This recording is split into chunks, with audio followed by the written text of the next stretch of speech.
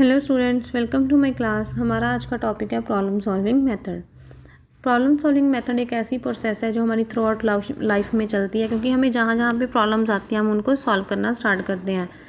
हमारा पर्पस क्या होता है कि हमारे पास कोई भी प्रॉब्लम हो, हम उसका सोल्यूशन निकालते हैं। ठीक है, तो हम उसके लिए कितना भी टाइम स्पेंड कर देते हैं उस प्रॉब्लम को सॉल्व करने के लिए, तो वो हमारे सारे प्रॉब्लम सॉल्विंग मेथड्स हैं। मैथ में हमारी ज़्यादा प्रॉब्लम्स होती हैं कि मैथ के कॉन्सेप्ट ही ऐसे होते हैं जो डिस्कवरी लर्निंग होते हैं। ठीक है जी, तो हमारे पास problem solving is a process that involves through life. It is a planned attack upon the difficulty और perplexity for the purpose of finding a solution.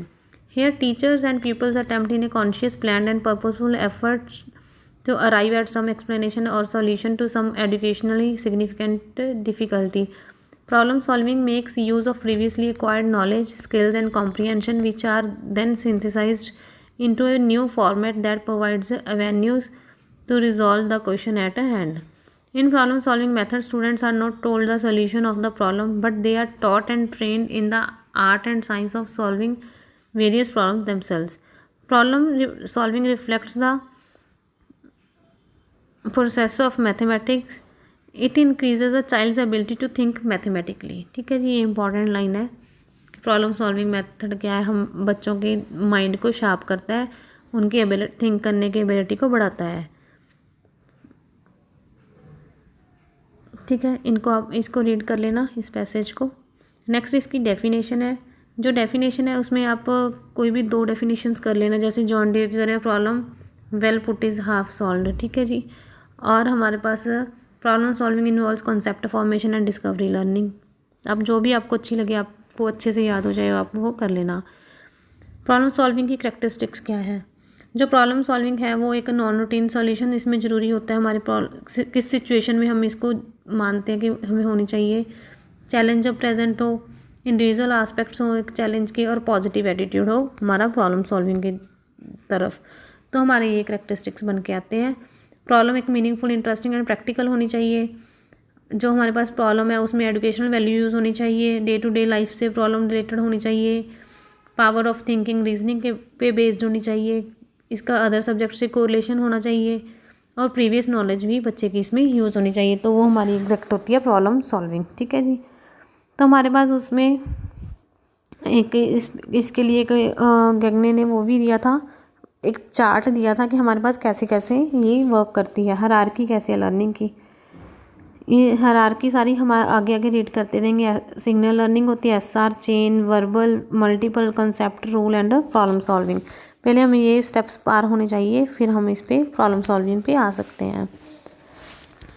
तो नेक्स्ट हमारा है कि इसमें क्रिटिकल पावर्स होती हैं कि इमेजिनेशन को डेवलप करता है, मैथमेटिकल स्किल्स को डेवलप करता है। ये थी हमारी प्रॉब्लम सॉल्विंग की करैक्टरिस्टिक्स।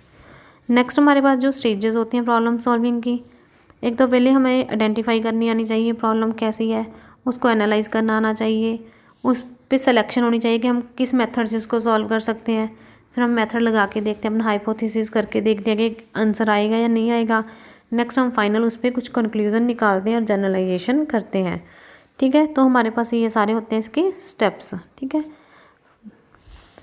ये देखो, पहले हम आइडेंटिफाई करते हैं, फिर एक्सप्लोर करते हैं, फिर उस पर गोल सेट करते हैं, ऑल्टरनेटिव देखते हैं उसके सोल्यूशन का, फिर सिलेक्शन, फिर इम्प्लीमेंटेशन, देन हम इसको इवेल्यूएट करते हैं।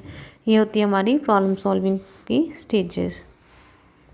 स्टेजेस की ये डेफिनेशन भी कर लेना।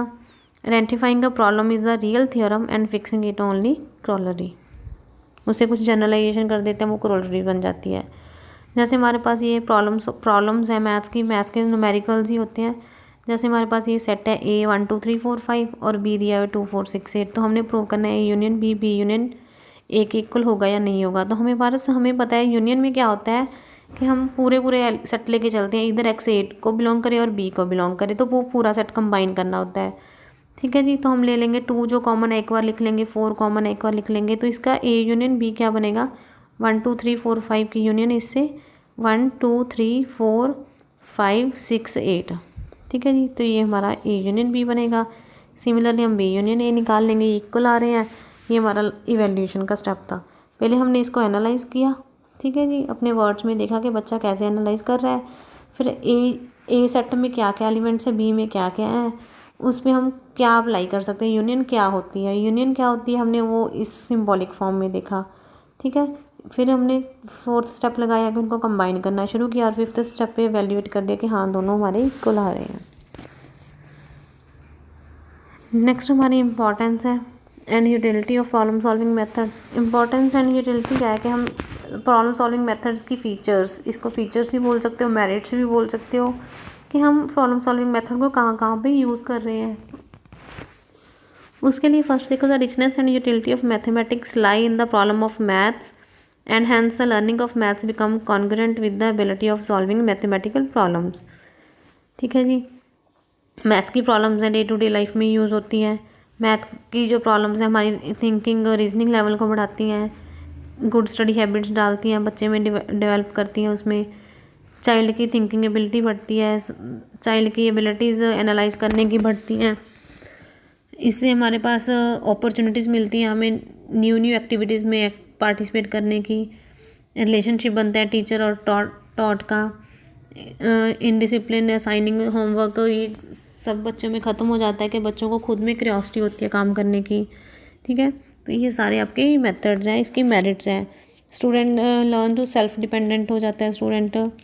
This method helps to develop the power of expression of a child and learns to act in novel situations. Learning become more interesting and it easily assimilated as it is the result of purposeful activity. The use of problem method proves a good source of internal motivation to the students. It is a method of experience-based learning. This technique gives chance for using the previous knowledge. This method is based on the pragmatic philosophy in which utility, experiment, social interaction, and group interactions and activities emphasized. This method is direct to thinking. To clear, John Dewey says, problem fixes the end of the thought and the end controls the process of thinking. ठीक है जी। Next हमारी demerits. Demerits कम है, इस method की merits ज़्यादा है।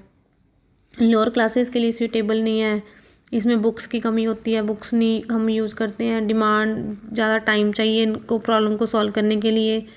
ये teacher के सोल्यूशन के लिए तो अच्छा है, लेकिन बच्चों को ज़्यादा इसमें डीपली इतना समझ नहीं आता कि कैसे, जो लोअर लेवल के स्टूडेंट्स होते हैं इसमें हम बस स्टूडेंट्स हैं जो अपना ज़्यादा टाइम वेस्ट कर देते हैं, क्योंकि वो अटैम्प्ट करते रहते हैं, बार बार करने की कोशिश करते हैं जब तक सोल्यूशन नहीं आता।